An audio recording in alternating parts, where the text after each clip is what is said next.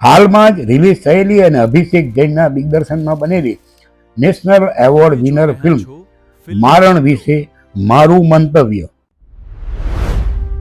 Filmmaking is an art, not an art of money making. Gujarati film મારણમાં ગુમ થતી સ્ત્રીઓ અને તેની સાથે થતા દુર્વ્યવહાર તથા પિતૃસત્તાક સમાજમાં સ્ત્રીઓની સ્થિતિને ખૂબ વેધક રીતે રજૂ કરવામાં આવી છે.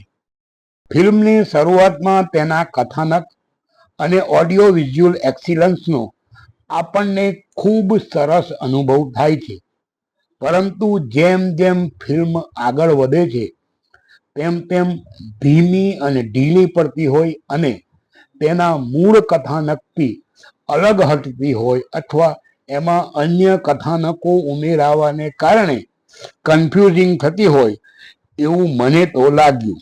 ટૂંકમાં કહીએ તો ફિલ્મની વાર્તા જ તેનું પોઝિટિવ પાસું છે અને નબળું પાસું પણ એ જ છે.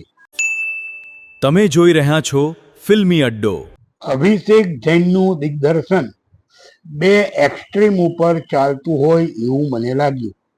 ક્યાંક એ એટલું બધું અદ્ભુત લાગે છે કે આપણને ખૂબ મોટી આશા અને અપેક્ષા જગાડે છે, તો બીજી તરફ એવું પણ બને છે કે આપણને એવો આભાસ કે અહેસાસ કરાવે કે અભિષેક જૈનની ફિલ્મ ખરેખર આવી હોય ખરી. સ્ત્રી કલાકારો દીક્ષા જોશી, પ્રાચી ઠાકર, રજની બડલા કે ધ્રુવા મહેતાની ટીમ વચ્ચે યશ સોની મેદાન મારી જાય છે. આગવા અભિનય અને રસ્ટિક લુકને કારણે યશ સોની પ્રભાવશાળી લાગે છે. સ્ત્રી કલાકારોમાં ધ્રુવા મહેતા કંઈક જુદું કરી જાય છે. પ્રતિક પરમારની સિનેમેટોગ્રાફી અનેક દ્રશ્યોમાં જીવ પૂરે છે, પરંતુ ફિલ્મ સ્ટોરી ટેલિંગ હોય.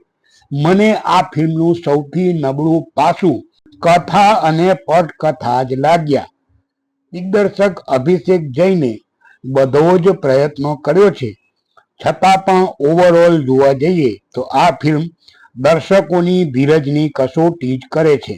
ફિલ્મમાં માત્ર મનોરંજન શોધતા દર્શકોને આ ફિલ્મ જરૂર નિરાશ કરશે. જો તમને થોડીક જુદા પ્રકારની અને સમજવી ગમે એવી ફિલ્મ જોવામાં રસ હોય તો આ ફિલ્મ તમને નિરાશ નહીં કરે. અંતે એટલું જ કહીશ, આ ફિલ્મ સિનેમા બની શકી હોત જો કદાચ વધારે સક્ષમ પ્રયત્ન કરવામાં આવ્યો હોત. તમે જોઈ રહ્યા છો ફિલ્મી અડ્ડો.